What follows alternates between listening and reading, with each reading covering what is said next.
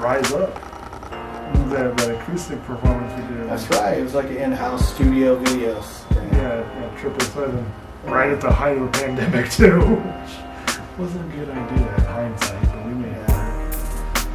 It's just like, that's what a lot of artists don't understand. Because a lot of it is just trial and error.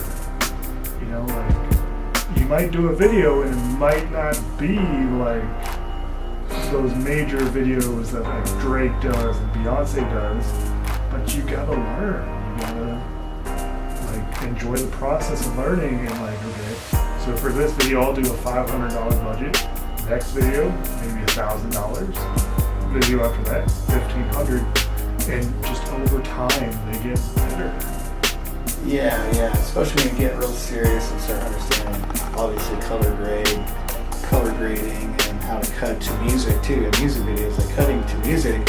I'm myself a musician and a songwriter and music theorist. So when you edit that way, it really comes out within music video, because you can get these really slick kind of cuts to the music. But yeah, it's not something I want to advertise too much because I got enough going on. But with some of my clients, I'm down to throw those in there, here and there, and it's still a lot of fun. But eventually, this whole place is going to be a full production house. Video, live streaming, audio, publishing, record label at some point. I'll probably be one of the first people to live stream too. Yeah. Could you imagine me in a live stream format, trying to figure it out in real time? Like do a song in real time like everyone can see? Yeah. You down to do that? Oh hell yeah. I'd come up in a chicken suit and do it. I don't care. Like, that's the thing about making music, and a lot of that's another thing a lot of artists don't understand here, is that they want the instant gratification. Like, okay, I come into the studio, write a song, he mixes it, pay him $100 or something, and it's supposed to take off. Like, I'm gonna be the next best, I'm gonna be the next great Korn, or Edema, or whatever it is. Yeah, and like, they don't understand that it's a grind and you have to enjoy it. It is a grind, dude. It takes a lot of people, sometimes it takes them decades. Yeah, so like, decades to get through it. So like, I make music to enjoy it. So like, hell yeah, I'll come in and do a live stream in a chicken suit, or like juggling chainsaws or something. What people don't realize is like, when I work down south, like for record labels in the heavy music industry, I watch bands who, when they hit the radio, everybody thinks they're fresh and new, and they're just right. They just magically appeared, right? But a lot of those bands I knew, I played with them, and literally it took them 10 to 12 years to get to that point. All their best songs within the 10 to 12 year mark, they finally get enough recognition to put one really good album together of a decade's worth of material, and sometimes that's their only good album, because after that they don't cut another great album, because it's 10, 12 years of all their best music, unless they're catching on what the country industry does, or the hip-hop industry, where they buy and find good songs from big old publishing groups, because those are funneled into, like, all the best songs are funneled down to like your 5 or 10 best hits.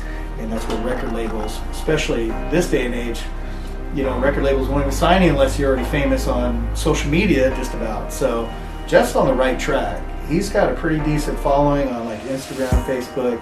I'm not sure, or not Facebook, Instagram, YouTube. And I'm not sure your Facebook following, but are you Twitter? Doing Twitter too and all that? What are you doing? I tweeted TikTok. I tweeted in a booth right there.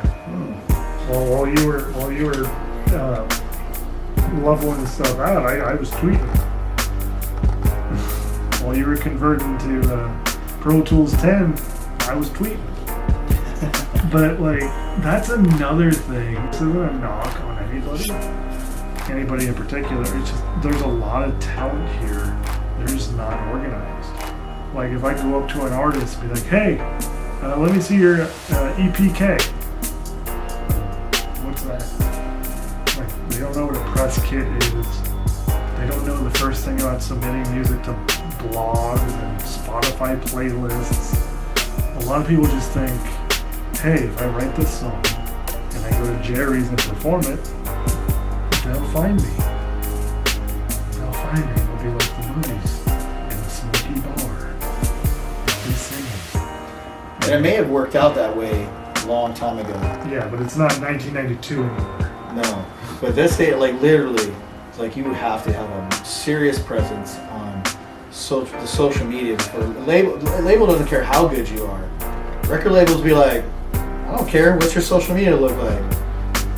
And I've made Even to get features, it's like that right now. If you want to feature with the dope artist, they want to know what your Spotify following is. Yeah. Like you got a YouTube, Instagram. They want to look at all of that. And that's how they make their decision. Like you said, it's based off of, and you can be dope, but if it's not there, it just isn't there. They won't touch you. I've seen multiple artists try to get signed, and they're like, "What's your social media?" And it's the great. I mean, phenomenal music. You know, you think, but you have to have a lot of things. You have to have some sort of image. You have to have some sort of gimmick. You have to have killer music. And it's like one of my artists, Joe Peters, which is starting to take off himself in Nashville. Artist development deal. I thought he wrote pretty good songs, but they won't touch his songs. They said, well, you got the look, you got the image, you got the drive. We need you to have the right songs, you know. And his social media is doing really good, so that's the only reason the artist development deal even happened, because he was promoting and worked hard to get that kind of media presence. And so they said, well, we're going to funnel down some of the best songs and we're going to start putting them on the radio and promoting you that way. And it's done him so good. I mean, he's getting killer plays on Spotify, and then he's posting like, hey, I got like 10,000 plays, 20,000 plays, and it's just growing from there. That kid's going to probably be the next big thing out of Bakersfield as far as country goes. a lot of it is just putting yourself out there and seeing what happens. Yeah. Like I'm not trying to brag or anything, but my Instagram has almost 650 posts on it, and a lot of them aren't like professionally done and edited photos. Like there's numerous photos on there where I just took my camera out of my pocket and just went bing and took a picture and posted it, because I was learning as I was going, okay, that kind of picture works. Or when I'm smiling, people seem to gravitate towards that. Or if I post a motivational quote, people gravitate towards that. Or the last vlog I did, I posted a reel and I was just right there, and it was like a 2-minute reel on Instagram, and like people gravitate towards that. People just want to be a part of something.